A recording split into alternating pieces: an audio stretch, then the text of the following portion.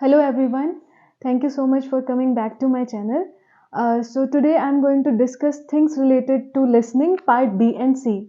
So let's get started.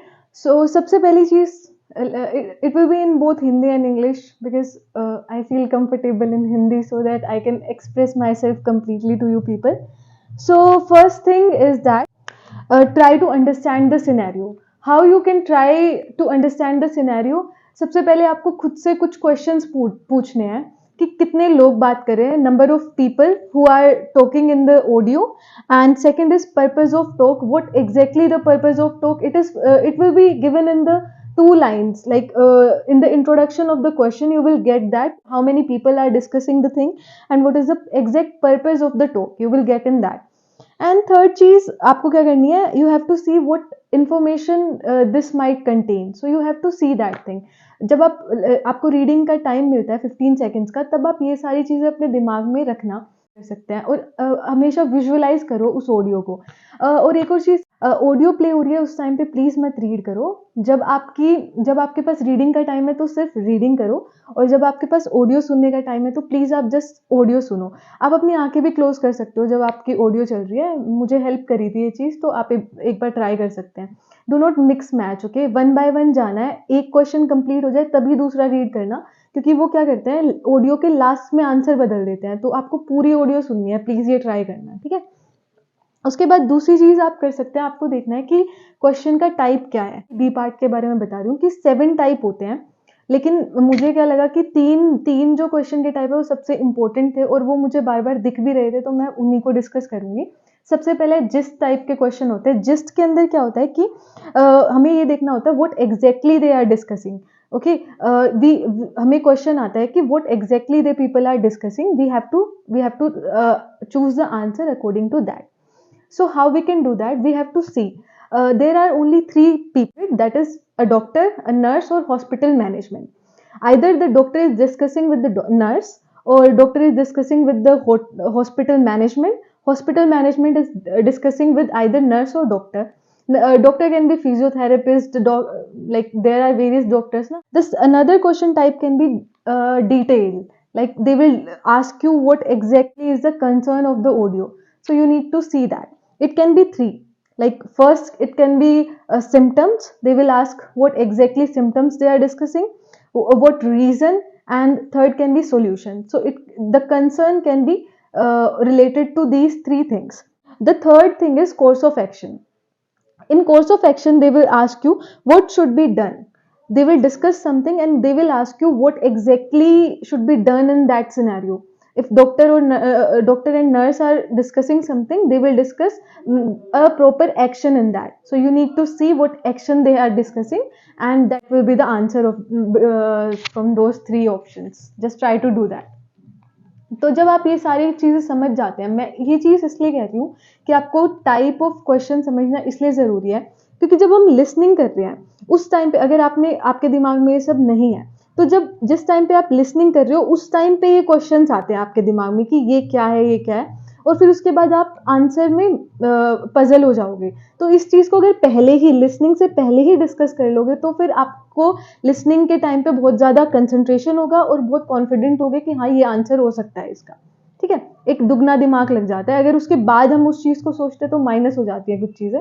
तो please try to understand these things before listening and it will definitely going to help you, okay. And first of all, please stay calm while you are doing your listening, because listening is all about concentration, as I have already discussed that. ये वाला part है, B part है, सबसे easy होता है. अगर इसमें 6 के 6 करेक्ट हो सकते हैं, बहुत बार होते हैं, मेरे भी बहुत बार हुए हैं. तो अगर आप इसकी एक स्ट्रेटेजीज होती हैं कुछ जो मैं आपको बता रही हूँ, अगर ये सब फॉलो करोगे तो आपके 6 के 6 भी ठीक हो सकते हैं. तो जब इसमें हमारे 6 के 6 ठीक हो जाते हैं तो हमारे बहुत ज़्यादा चांसेस बढ़ जाते हैं लिसनिंग में 350 प्लस लाने के. तो प्लीज़ आप ट्राई करें, बी को बहुत ज़्यादा करें, बी को अलग से भी कर लीजिए. ऑडियोज़ होती हैं जिनमें सिर्फ बी पार्ट के ही क्वेश्चंस होते हैं, तो आप प्लीज़ वो ट्राई करिए. यूट्यूब पे बहुत सारी वीडियोज़ होती हैं, मैं अलग अलग पार्ट करती थी तो उससे मेरे सही हो जाते थे, ठीक है. 6 क्वेश्चन से तो है, कितना टाइम लगेगा? 12 मिनट्स, हार्डली 12 मिनट्स लगेंगे. तो आप प्लीज़ उस चीज़ को अपना अच्छे से करिए, ठीक है. तो मैं 4th स्टेप आपको बताऊंगी कि ये सबसे इंपॉर्टेंट है. सब ये बोलते हैं कि आप टेड मेड या फिर टेड टॉक ये सब से लिसन कर। इसमें आपको क्या करना है, कैसे सुनना कैसे है वो चीज़ देखो।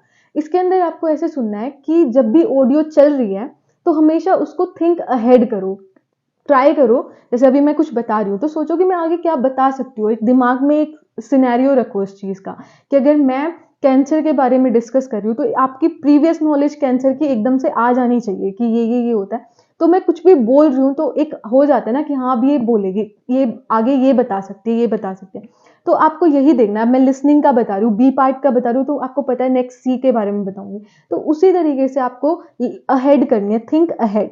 ठीक है, ये सबसे बेस्ट टिप है। अगर आप लोगों ने अप्लाई करी तो 101% ये आपके काम आएगी। और ना एक और चीज़ है, मेरी एक टीचर ने बताई थी कि ये कुछ नहीं होता अगर 24 घंटे में से अगर आप 3-4 घंटे से सिर्फ वो अपना कानों में लगा के घूम रहे हो ना हेडफोन, तो कुछ नहीं होता, कान बाद में ठीक हो जाएंगे।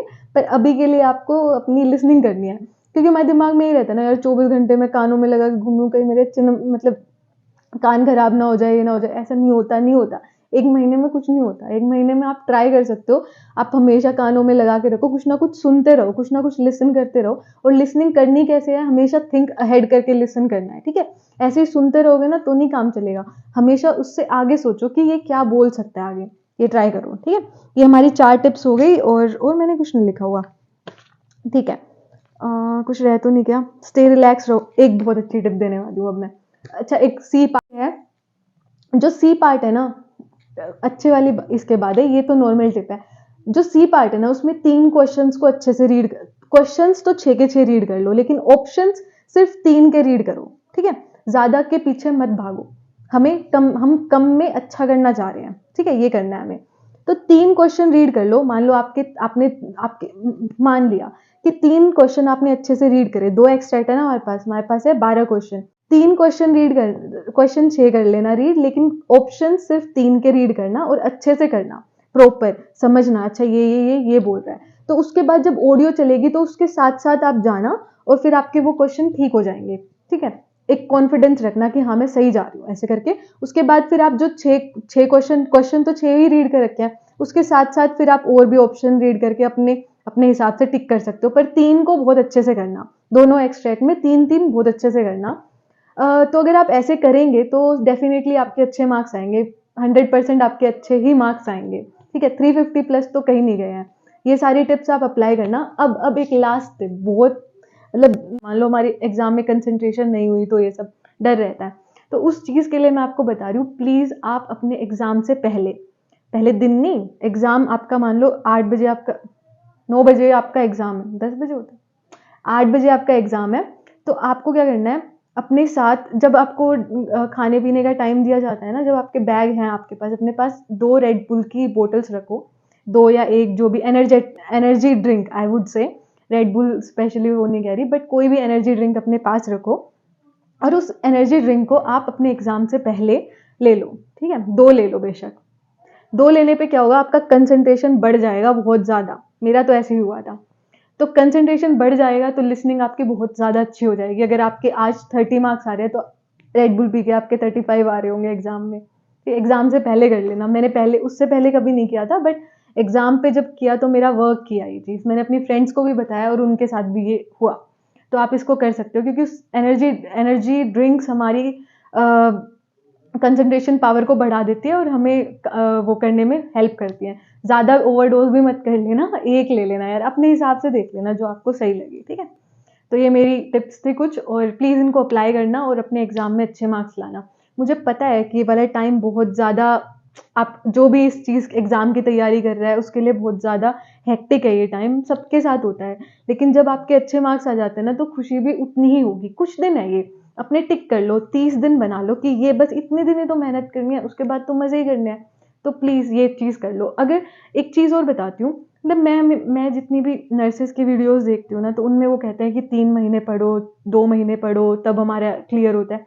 मैंने एक दिन भाई डॉक्टर्स की वीडियोस देख ली, डॉक्टर इन द सेंस किसी भी, कोई भी ऐसे, उन्होंने भाई वो इतने फ्रीली करते हैं इस चीज़ को।